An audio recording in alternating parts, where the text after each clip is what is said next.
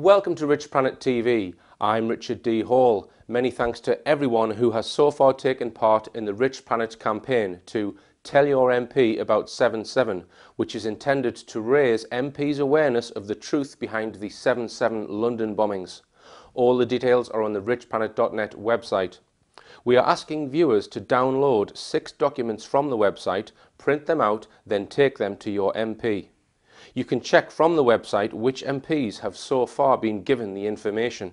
If yours hasn't, why not take part? On today's show, we continue with the 2012 tour filmed in Gateshead in September. I will be speaking about mind control and in particular looking into the Rowell Moat shootings which took place in July 2010. If you have any information about the Rowell Moat incident, we would like to hear from you, as we don't believe the truth has been told about certain aspects of this case. All that will become clear later in today's show. But first, if you were watching last week, you will know that a person or persons within Northumbria Police have been perverting the course of justice in an alleged attempted murder case. The evidence which proves this statement was all presented on last week's show, and we are appealing for anyone who has more information. The case involved a house fire which is alleged to have been started maliciously by the placing of an incendiary or other device underneath the bed of historian Baron Blackett in August 2011. Following the fire, Blackett remained in a coma for 10 days and very nearly died. After a police forensics team came to the property and removed part of the floor to test it for explosives, 12 weeks later the police then changed their minds, stating that the tests would be too expensive. The floorboards were retrieved from the police and appear to have already been tested.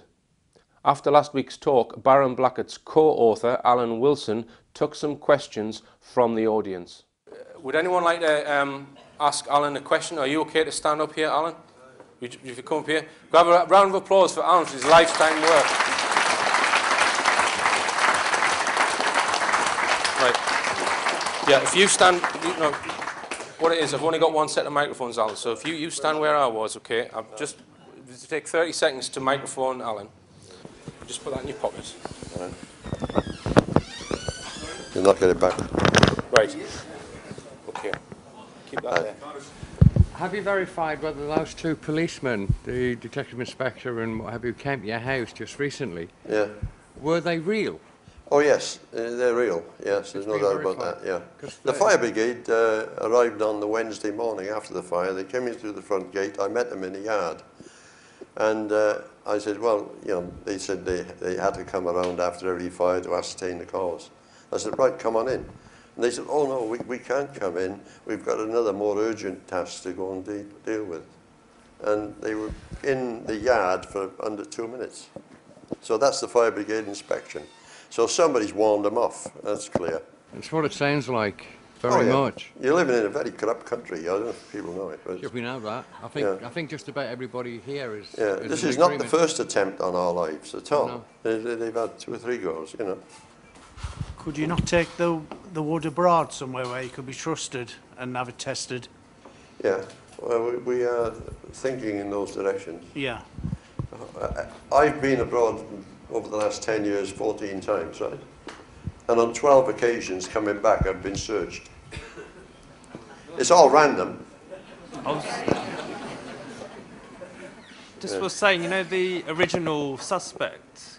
Pardon? You know, the suspect that you suspect put the incendiary device. Yes. Is it possible to put more pressure onto him that he may reveal more things? I don't know whether that's... I know that you mentioned it. I am a sly old bastard and I'm working on it. Because he may be the key, you know. Yes, he is. He is, definitely. I think if pressurised in the right way, we can't pressurise him. But if the right people pressurised him, I think he'd crack. Yeah, I think he was conned. There's some reason or other wanted information and you can do this and that and the other. I think he was conned.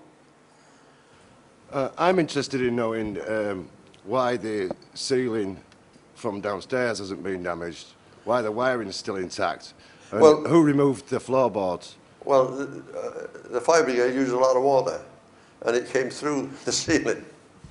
And that's why the ceiling downstairs is damaged. No, I don't mean. And when I entered the room downstairs, you know, when I got out of the hospital myself, it was a paddling pond. The downstairs of the house was a paddling pond with water. Squelching and carpets. Anyway. I just So there was thought a hell of a lot of water downstairs, particularly in the room immediately below. But I thought with something like thermite, maybe it would have taken the ceiling out, the joist right through. No, And the I mean, wiring the thermite is melting on the top wiring. of an open. You don't know it's thermite, that was just... We don't know it is, but you got to realise this house is 1784. Oldest house in the area. And the timbers in it and the floorboards are very thick. They're much thicker than the normal ones you'd buy today, you know, and hard wood. So if the explosion is on top, these things are controlled. My colleague, he mentioned how there's 4 directions. The skirting boards in 4 directions, certainly in 3, patches were severely burned. Patches, you know, because in order to stabilize a device like that, it explodes in 4 directions. You follow me? Yeah. So it stays where it is. If it exploded in 1 or 2 directions, it would move. So they stabilize it, and it goes in 4 directions and generally up and down, so that the thing stays where it is. The ceiling is not damaged, no, other than by water. But it's an old-fashioned ceiling with a massive plaster and plasterboard and all that on top of it. It's not the modern board, you know, ceiling you buy in B&Q or something.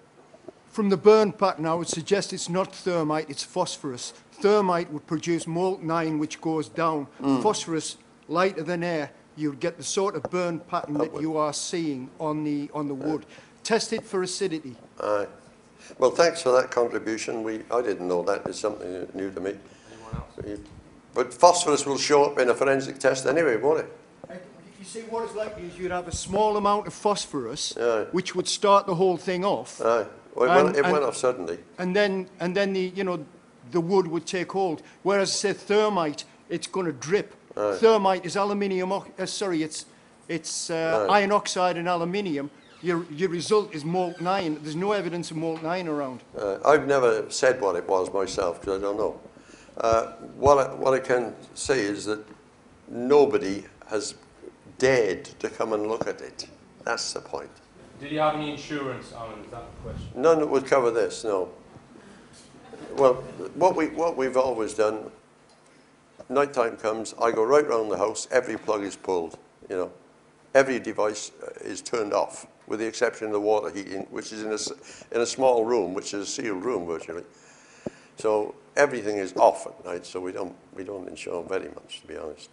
And the insurance on that property, I wouldn't like to know how much it costs to rebuild it. Is it possible to use like a Freedom of Act type of, you know, the Freedom of Act in America, where you can glean information and possibly if there's any documents that you could... Yeah. Yeah, well, on Alan's behalf, I did submit a Freedom of Information request to the lab. It's in Wetherby, which has recently been privatised and decommissioned. I submitted that and I didn't get a reply. So I have tried under Freedom of Information to get the report, assuming that it's been done, which they're denying. The police are saying that it hasn't been done. Let me, a second. Thanks. I'll give you, this has been going on for a long time.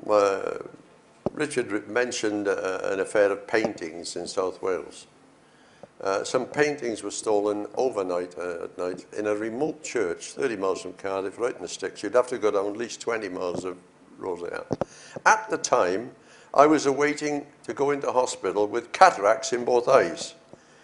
Now, I failed to recognise my own brother at a range of 6 feet. I couldn't see. My colleague was up in London, but I could blunder about the house, you know. I was arrested in my own home and accused of stealing a car, and nobody knew where the stolen car was, right? Driving at 2 o'clock-ish in the morning, at night, I walked out with the dog one evening to walk the dog in the street, and I walked into a tree. That's true, you know. So I couldn't see. I've got out of bed, I've stolen a car, of course there's no record of that. I've driven down these country lanes where there is no street lighting, 30 miles from Cardiff. I've broken into a church, stolen 3 paintings, put them in a car and took them back, you know, stolen out. It transpired that the paintings had been stolen. by another person. And they were using the thief as an eyewitness against me. How could they have an eyewitness at a remote church at 3 in the morning?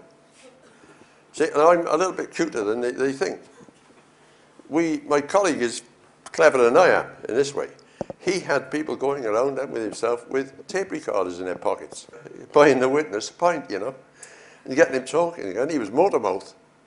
Final question over here. Yeah, sure. No, but the thing is that this is the extent to which they will go. They put me on trial. I had banner headlines in the press. I'm the big thief, stolen 100,000 quid worth of paintings, you know. Actually, they were £3,000. But the point is, they had to fetch their witness from Bristol jail.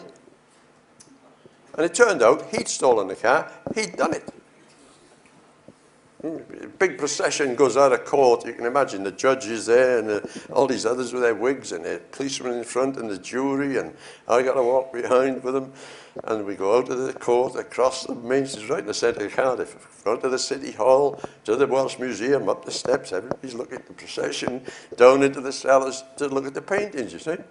So we didn't deem that too expensive? No, no, and the point is, you see, they all stood around and I thought, I'll get close to this old judge, you see. I got as close as I could.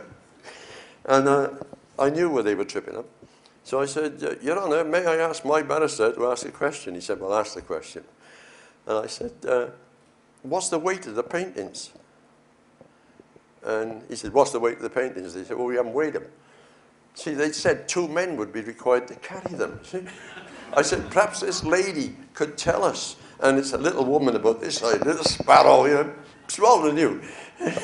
And perhaps this lady tells us, so she gets across, she's about 50, about £7. I said, so 3 of them would be £21. Now, it doesn't take 2 men to carry them.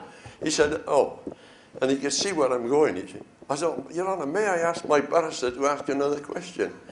He said, ask your question. I said, what's the dimension of the paintings? He said, what's the dimension? He said, well, we haven't measured them, you see. I said, well, what's the dimension of the window they were taken out of? They didn't know. I said, well, how do you know the paint is going out that bloody window? And I thought, got you. And really, they try to stitch people up, but they're amateurs. They think it's easy. And I think for most people, it would be easy. Question at the back, Your Honour. Sorry. The area where you believe the ark to be buried, why do you not think the landowners have been out and tried to dig that up, or anybody? The ark, well, why is nobody digging it up? Yeah. Be a major job. Even just the landowners with a JCB, anything, just if somebody arrived at my house and said the ark's buried there. Let's look at it. We suspect there are at least 3 underground chambers there, right? The way they did it, and this has been proved in other sites, certainly in Derbyshire, you get an underground chamber that's always up on the top near a hill, right? Or a man-made hill. There's a sump in the bottom, they make a sump, right? And they dig a tunnel down so it meets the outside, you follow? It's going down like that, and it meets the outside of the hill.